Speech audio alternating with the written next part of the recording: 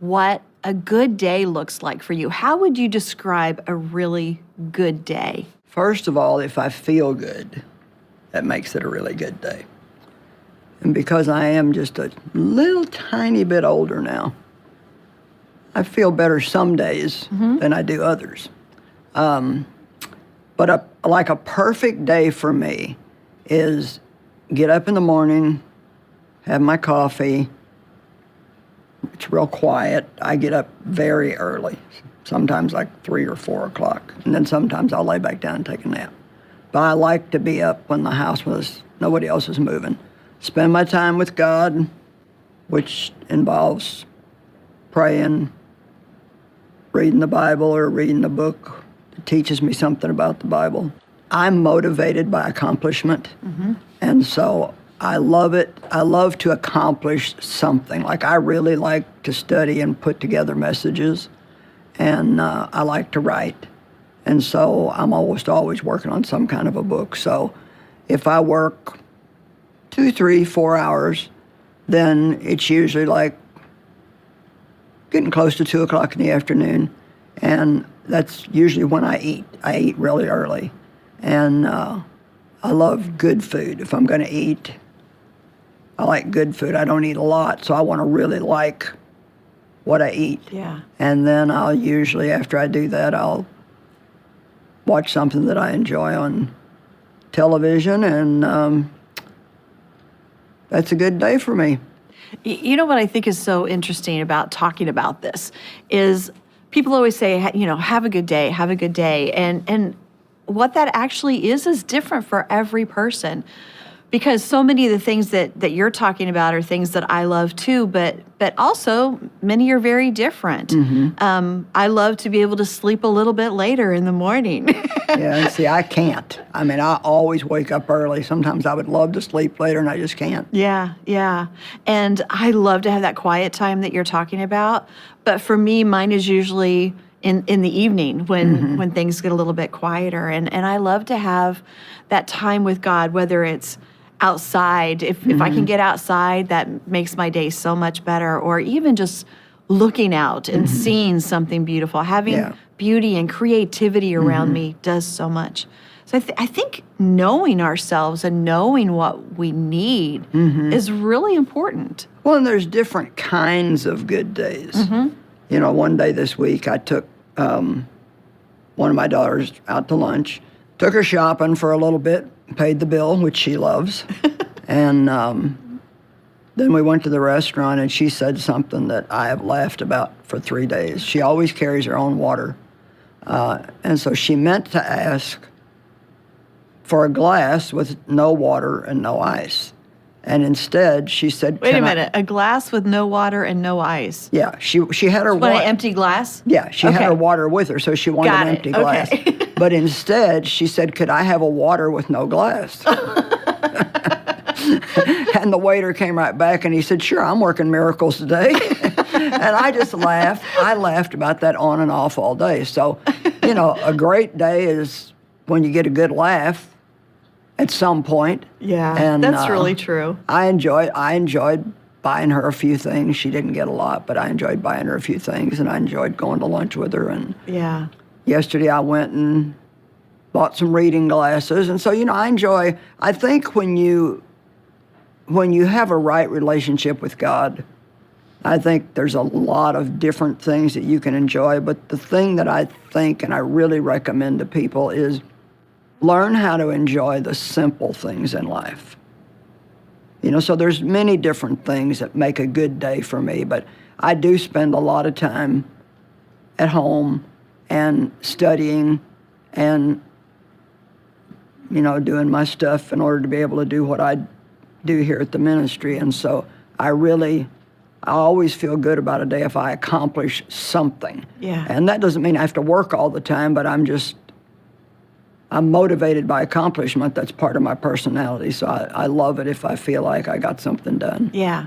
A couple things that I hear in there that I think are really important is that making sure that you're doing something you love. If you spend most of your time doing something that you don't love, maybe there's something else for you Right. to do, because it has to be a part of your everyday life. Right. And that's the other part, is that it doesn't have to be a perfect day No. to be a good day. And it doesn't even have to be an extraordinary day, like Right. you said. Yeah. The simple things.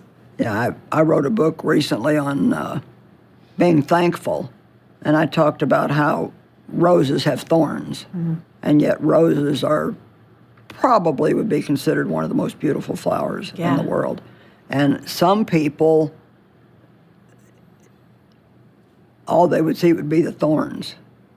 And some people can even get stuck by a thorn, which would be like a problem in your day, but they still see the rose.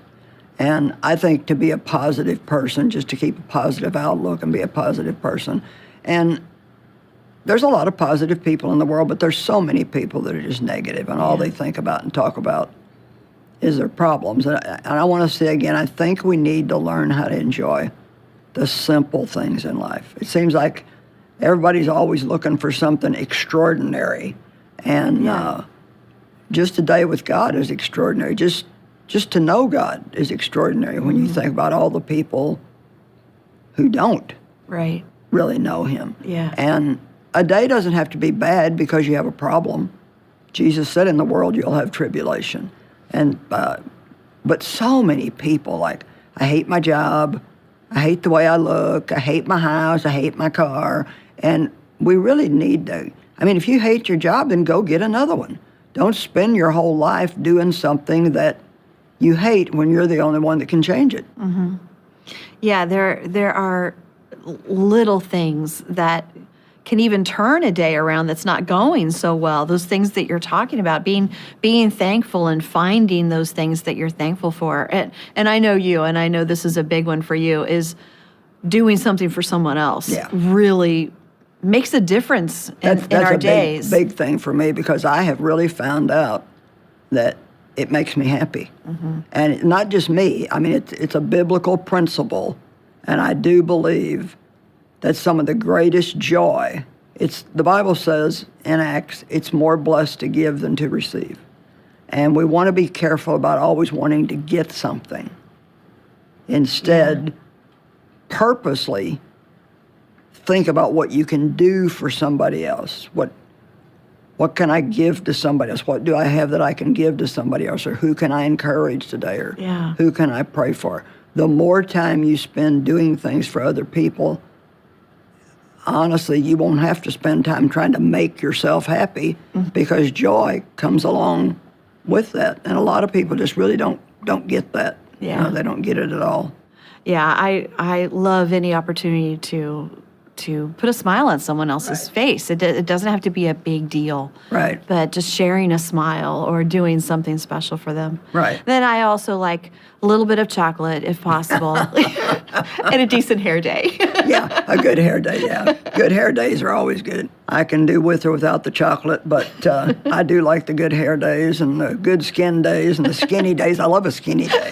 Don't you like a skinny day? Oh, skinny days are good. Fat days are not good. I don't, sometimes I'll tell Dave, I feel fat today. And he's like, well, you don't look fat. Well, I don't care. I feel fat. So much of it is our mindset, isn't it? It is, yeah. So you